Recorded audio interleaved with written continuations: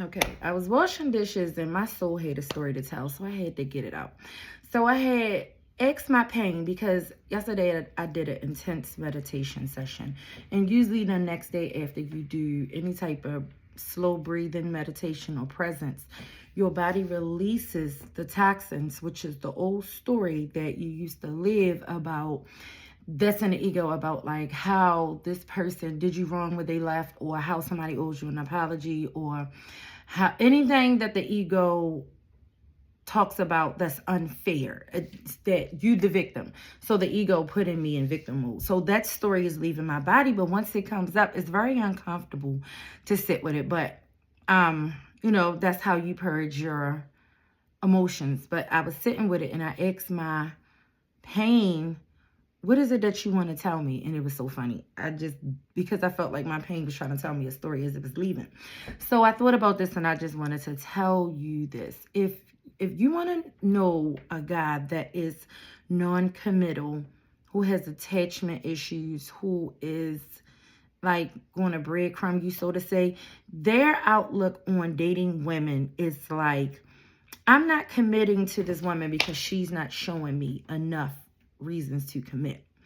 And therefore, the woman that he's entangled with, if she's at a low vibration also, which is unhealed before she realizes her truth, she will overly do tricks. She will overly perform like in a circus to get this man to notice that she is the perfect fit for him, which it'll never be happen, which will never happen.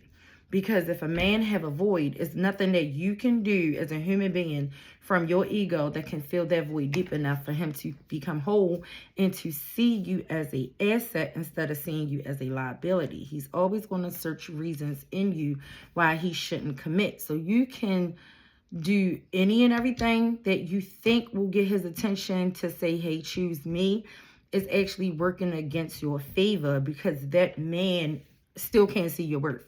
So you're going to overexert your battery. So when you meet a man who's literally just like very insecure, like, I know you're still dealing with your ex, or I know you have guys over here, or I can't commit to you because my latest girlfriend cheated on me. They are excuses. And it's not excuses as to why he won't commit.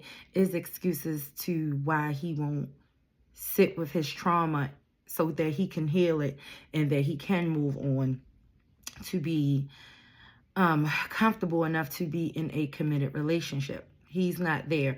He's not ready to face his pain yet. So he finds a story to jump into in his ego, and he tells himself a story about why commitment is dangerous.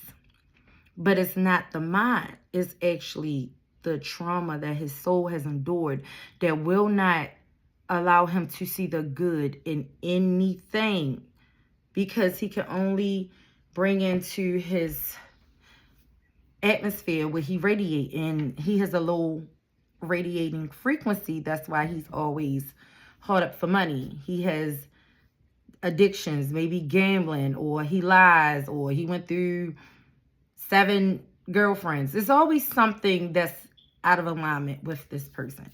And I'm not, here to bash these men, but I'm just trying to tell you what type of masculine you will reflect, because you yourself have not healed the masculine in you to radiate to attract a decent guy. So back to what I was saying.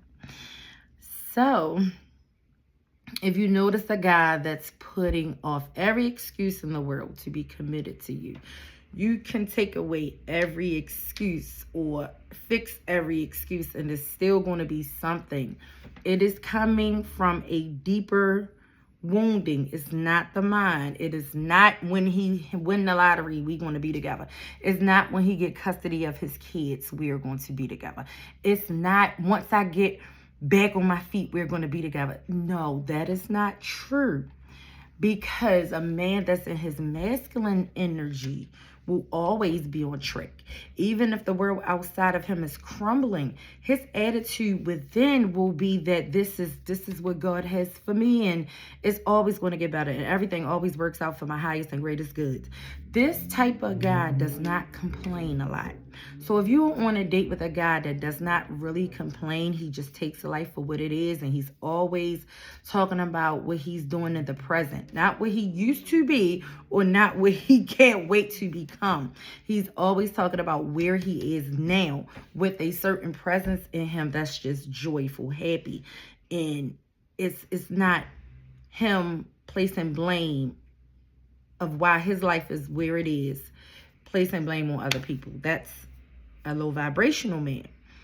But when you start to grow and heal yourself, you'll have discernment. You'll have enough inner knowing to be pulled towards a person that radiates at your core frequency, which is more likely a healing masculine, a healed masculine, wherever you are, wherever you can hold space for that other party to come in to match you. Because if you're operating from a wounded type of energy where you seek solace in another person or you act off emotions, they're going to always mirror that, and they are going to be your exact frequency of trauma or chaos. So that's why it really doesn't work with that person, because it's two negative forces bumping heads.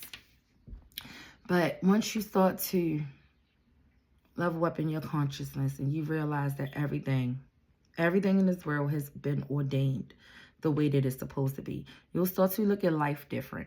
And then you'll take the pressure off of people in your life, which frees them up to give them space to show up for you in a healed masculine way. If it's a man or if it's a masculine energy, because masculine energy is a man or woman. But if it's a person who embodies a masculine energy more than their feminine, they can only show up to you according to the level of healing that you have for your own masculine.